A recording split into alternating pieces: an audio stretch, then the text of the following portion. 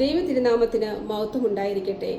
ഭാഗ്യസ്മരണാർഹനായ ധന്യന്മാർ ഇവാനിയോസ് തിരുമേനിയുടെ 73ാമത് ഓർമ്മ പെരുന്നാളിനോടനുബന്ധിച്ച് Dubai MCMF നടത്തുന്ന മാർ ഇവാനിയോസ് ടോക്ക് സീരീസിൽ ബഥനിയയിലെ മാർ ഇവാനിയോസ് തിരുമേനി എന്ന വിഷയത്തെപ്പറ്റിയുള്ള ചില ചിന്തകളാണ് ഞാൻ ഇന്ന് നിങ്ങളുമായി പങ്കുവയ്ക്കുന്നത്. മലങ്കര സഭയുടെ നവോത്ഥാന നായകനും ആത്മീയ ദർശകനും ബഥനി ആശ്രമത്തിന്റെ സ്ഥാപകനുമായ ആർച്ച് ബിഷപ്പ് ധന്യന്മാർ ഇവാനിയോസ് തിരുമേനി 1882 സെപ്റ്റംബർ 21 മാവേലിക്കരയിൽ ജനിച്ചു. ചെറുപ്പം മുതൽ തന്നെ ദൈവഭക്തിയിലും പഠനത്തിലും അസാധാരണ മികവ് പുലർത്തിയിരുന്ന പിതാവ് വിദ്യാഭ്യാസം പൂർത്തിയാക്കിയ ശേഷം അധ്യാപകനായും പ്രിൻസിപ്പലായും സേവനമനുഷ്ഠിച്ചു. ദൈവസമ്പാദനം ദൈവസേവനത്തെക്കാൾ അത്യുത്തമം എന്ന് മനസ്സിലാക്കിയ പിതാവ് സെറാംപൂരിലെ പ്രൊഫസർ സ്ഥാനം രാജിവെച്ചതിനു ശേഷം 1919 ഓഗസ്റ്റ് 15 പത്തനംതിട്ട ജില്ലയിലെ പെരുന്നാട് മുണ്ടൻമലയിൽ സ്ഥാപിച്ച സന്യാസ ആശ്രമമാണ് ബഥനി. മാർ ഇവാനിയോസ് തിരുമേനി തന്റെ ആശ്രമത്തിന് ബഥനി എന്ന പേര് നൽകിയത് വെറും യാദൃച്ഛികമായിരുന്നില്ല.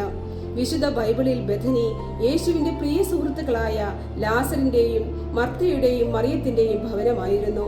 പ്രാർത്ഥനയും ആതിഥ്യവും സ്നേഹവും സേവനവും നിറഞ്ഞ ആ ഭവനം യഥാർത്ഥ ക്രൈസ്തവ ജീവിതത്തിന്റെ മാതൃകയായിരുന്നു.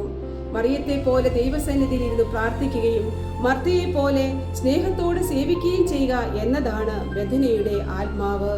ആ ആത്മാവിനെ കേരളത്തിലെ സഭയിലും പുനരുജ്ജീവിപ്പിക്കുക എന്ന ആഗ്രഹത്താലാണ് പിതാവ് തന്റെ ആശ്രമത്തിന് ബഥനി എന്ന പേര് നൽകിയത്.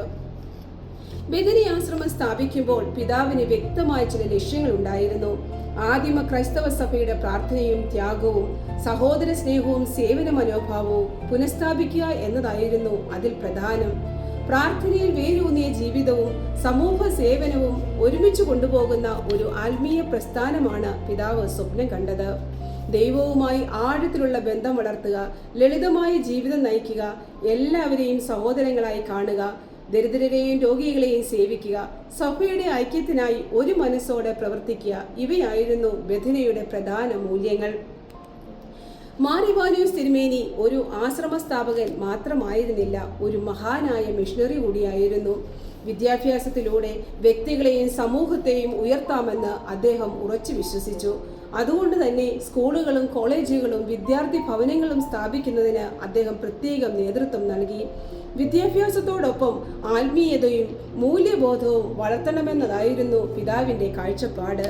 ദരിദ്രരോടും രോഗികളോടും അവഗണിക്കപ്പെട്ടവരോടും പ്രത്യേക കരുതൽ കാണിച്ച പിതാവ് മനുഷ്യ സേവനം ദൈവസേവനമാണെന്ന് ഉറച്ചു വിശ്വസിച്ചു.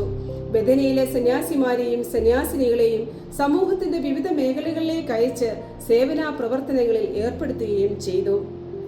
ക്രൈസ്തവ ഐക്യം പിതാവിന്റെ ഏറ്റവും വലിയ സ്വപ്നമായിരുന്നു. വിഭജിക്കപ്പെട്ട ക്രൈസ്തവ സമൂഹങ്ങളെ ഒന്നിപ്പിക്കുന്നതിനും പരസ്പര സ്നേഹവും സഹകരണവും വളർത്തി സഭയുടെ ആത്മീയ നവീകരണത്തിനുമായി അദ്ദേഹം അക്ഷീണം പ്രവർത്തിച്ചു. പിതാവിന്റെ ജീവിതവും തീരുമാനങ്ങളും നമ്മുടെ സഭാ ചരിത്രത്തിൽ പുതിയ വഴിത്തിരിവുകൾ സൃഷ്ടിച്ചു. ഇന്ന് നമ്മുടെ സമൂഹം നേരിടുന്ന വെല്ലുവിളികൾ അനവധിയാണ്. സ്വാർത്ഥത, കുടുംബ ബന്ധങ്ങളുടെ തകർച്ച, ഏകാന്തത, സാമൂഹിക വിഭജനങ്ങൾ എന്നിവ വർദ്ധിച്ചു വരുന്ന ഈ സാഹചര്യത്തിൽ ദൈവത്തെ സ്നേഹിക്കുകയും മനുഷ്യരെ സേവിക്കുകയും ചെയ്യുക എന്ന ബഥനിയുടെ സന്ദേശം വളരെ പ്രസക്തമാണ്. സ്നേഹിക്കുവാനും പങ്കുവയ്ക്കുവാനും സേവിക്കുവാനും പ്രാർത്ഥിക്കുവാനും ബഥനി നമ്മെ പഠിപ്പിക്കുന്നു. ഓരോ കുടുംബവും പ്രാർത്ഥനയുടെയും സ്നേഹത്തിന്റെയും സേവനത്തിന്റെയും കേന്ദ്രമാകുമ്പോൾ അത് ഒരു ചെറിയ ബഥനിയായി രൂപാന്തരപ്പെടുന്നു. പ്രിയ സഹോദരങ്ങളെ, മാർ ഇവാനിയോസ് തിരുമേനി ബഥനി ആശ്രമം സ്ഥാപിച്ചത് തന്റെ കാലഘട്ടത്തിന് വേണ്ടി മാത്രമായിരുന്നില്ല. പ്രാർത്ഥനയിലും സ്നേഹത്തിലും സേവനത്തിലും അധിഷ്ഠിതമായ ഒരു സമൂഹത്തെ രൂപപ്പെടുത്തുക എന്ന ദർശനമായിരുന്നു പിതാവിനുണ്ടായിരുന്നത്. ഇന്ന് ആ ദർശനം യാഥാർത്ഥ്യമാക്കേണ്ട ഉത്തരവാദിത്തം നമ്മുടെ ഓരോരുത്തരുടെയും കൈകളിലാണ്. നമ്മുടെ കുടുംബങ്ങളിലും ഇടവകകളിലും സമൂഹത്തിലും ബഥനിയുടെ ആ ആത്മാവിനെ നമുക്ക് പുനരുജ്ജീവിപ്പിക്കാം. പ്രാർത്ഥിക്കുന്ന ഹൃദയങ്ങളും സേവിക്കുന്ന കൈകളും സ്നേഹിക്കുന്ന മനസ്സുകളുമായി നമുക്ക് ഓരോരുത്തർക്കും മാറാം. ബഥനി ഒരു സ്ഥലമല്ല, ഒരു ജീവിത ശൈലിയാണ്. ആ ജീവിത ശൈലിയുടെ വാഹകരും മാർ ഇവാനിയോസ് തിരുമേനിയുടെ മിഷന്റെ തുടർച്ചക്കാരും നമ്മളാണ്.